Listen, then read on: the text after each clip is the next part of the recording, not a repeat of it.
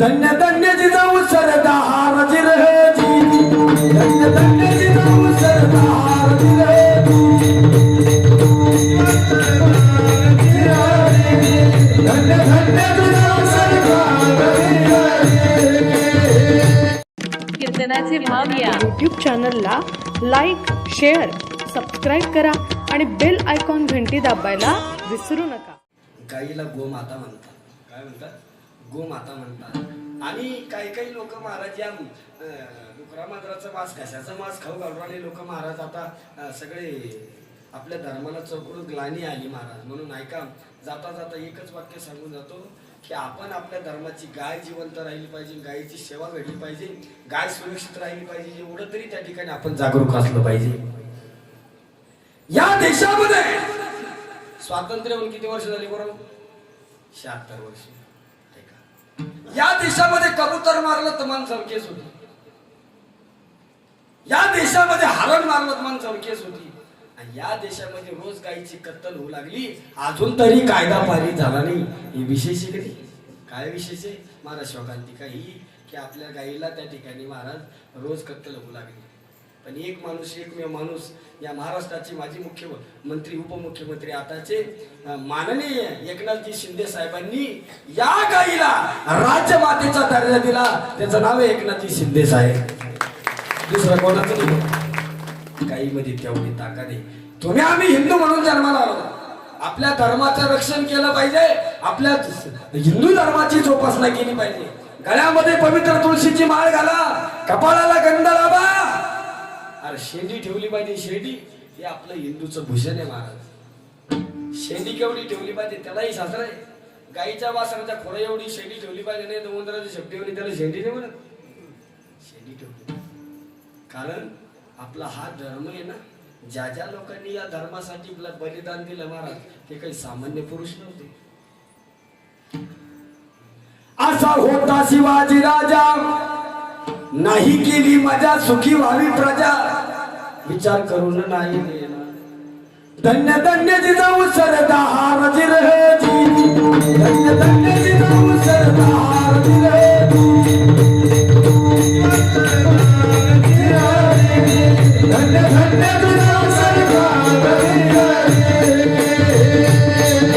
एक टाळी छत्रपती शिवाजी महाराजांनी करता वाजवा.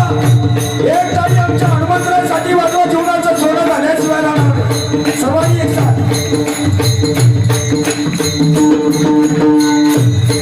ही पवित्र भूमी आहे.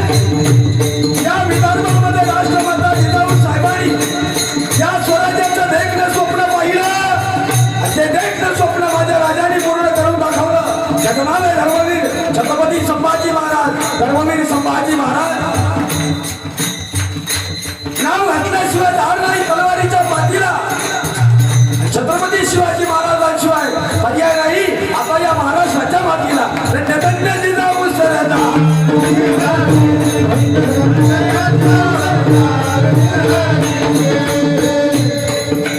सिंदखेड राजा आपल्या परिसराचा वैभव, नवे नवे संबंध हिंदुस्थानाचा वैभव.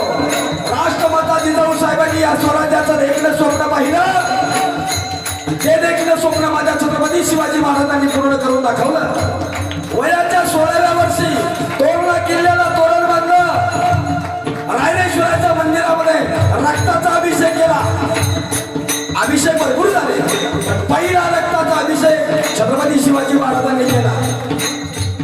एक एक एक एक एक एक मावळे जमवले महाराज. हे गड किल्ले त्या ठिकाणी जिंकायला सुरुवात केली. आणि म्हणून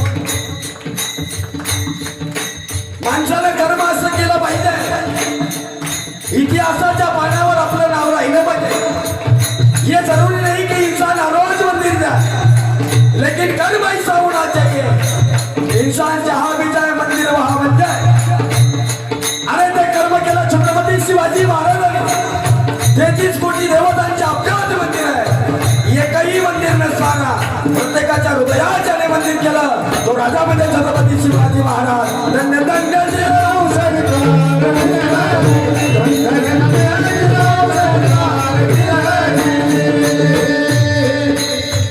छत्रपती शिवाजी महाराज तर महाराज आहे महाराज. पण तो धर्म त्या ठिकाणी जर खऱ्या अर्थाने कोणी टिकवलं असेल त्याचं नाव आहे धर्मवीर संभाजी महाराज. 42 दिवस अन्याय अत्याचार झाले. आता बलिदान मास संपला. धर्मवीर संभाजी महाराजांना पकडलं, सांगितलं महाराज धर्म बदला. संभाजी महाराजांना सांगितलं धर्म बदलला नाही. धर्मवीर संभाजी महाराज जास्त बोलतात म्हणून त्यांची जीभ कापली महाराज, त्यांचे डोळे काढले महाराज. अरे एवढंच नाही, अंगावर उकळतं पाणी टाकलं. अरे बटाटे उकडते साल काढावी तशी अंगावरची साल काढली. मिठाचं मिरकुटाचं पाणी टाकलं. संभाजी महाराजांना सांगितलं धर्म बदला. संभाजी महाराजांच्या मुखातलं वाक्य हिंदू म्हणून जन्माला आलो, हिंदू म्हणून जगणार आणि हिंदू म्हणूनच मरणार. त्याचं नाव आहे धर्मवीर छत्रपती संभाजी महाराज. हा धर्म आपण टिकवला पाहिजे. तुमचं आमचं सुद्धा काम आहे की धर्माचं रक्षण करणं. गुरुवर्य वैकुंठवासी गणपत बाबा खंडाळकर आदी करून सकल संत मांदियाळी सांगतात, कीर्तनकाराने नुसतं कीर्तन सांगू नये, तर कीर्तनातून धर्म सुद्धा सांगितला पाहिजे हे सांगण्याची गरज आहे. जर माझ्या धर्मावर कोणाची वाईट नजर असेल त्यांना सुद्धा त्याचं सुद्धा खंडन करायला जमलं पाहिजे, त्याचं सुद्धा रक्षण करायला आपल्याला जमलं पाहिजे. तर खऱ्या अर्थानं आपण हिंदू म्हणून शोधतो. म्हणून नामदेव महाराजांनी सुद्धा आपल्या धर्माला अनुसरून आपल्या अभंगातून त्या ठिकाणी 6 प्रकारची भक्ती सांगितली. पहिल्या चरणात 3, दुसऱ्या चरणात नामदेवराय म्हणतात, प्रेमे आलिंगीन आनंदी पूजीन भावी ओवाळीन मनी नाम. प्रेमानं तुला आलिंगन देईन, सद्भावनेनं तुला ओवाळीन. अशा 6 प्रकारची भक्ती नामदेवराय तुमच्या आमच्या जीवनामध्ये आपणही सुद्धा केली पाहिजे. पण त्या देवाचे नामचिंतन करून त्या ठिकाणी भक्ती केली पाहिजे. त्या देवाचं नामचिंतन म्हणजे विठोबा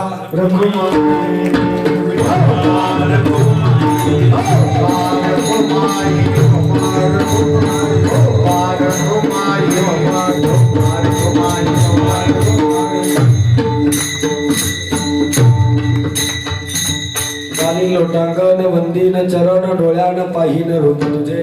प्रेमालिंगीन आनंदी भुजीन भावी ओवाळीन म्हणे नाम. यथामती यथावकाश अभंगाचा भाव तुमच्या समोर मांडण्याचा प्रयत्न केला. अभंगाचा अर्थ असाच असेल असं माझं मत नाही. म्हणजे गुरुच्या मुखातून थोर साधू संतांच्या मुखारबिंदातून श्रवण केलं ते तुमच्या समोर मांडण्याचा प्रयत्न केला. कीर्तन आपलं संपलेलं आहे, पण जाता जाता एक वाक्य महत्वाचं सांगून जातो. सगळं कीर्तन विसरलं चालत, एवढं वाक्य घरी घेऊन जा, तुमच्या जीवनाचं सोनं झाल्याशिवाय राहणार. ऐका, वाक्य फार महत्वाचं आहे. जीवनामध्ये माणसाला 2 गोष्टीला घाबरलं पाहिजे. ऐका, जीवनामध्ये माणसाला 2 गोष्टीला घाबरलं पाहिजे. एक आहे पाप आणि दुसरं आहे बाप. सायन्स कम्प्युटर टेक्नॉलॉजीचं युग आहे, सोशल मीडियाचं युग आहे, व्हॉट्सअप इंस्टाग्रामचं युग आहे. अरे पापाला घाबरलं तुमचा परमार्थ सफर होत असतो, आणि बापाला घाबरलं तर तुमचा संसार त्या ठिकाणी चांगला होत असतो. ज्ञानेश्वर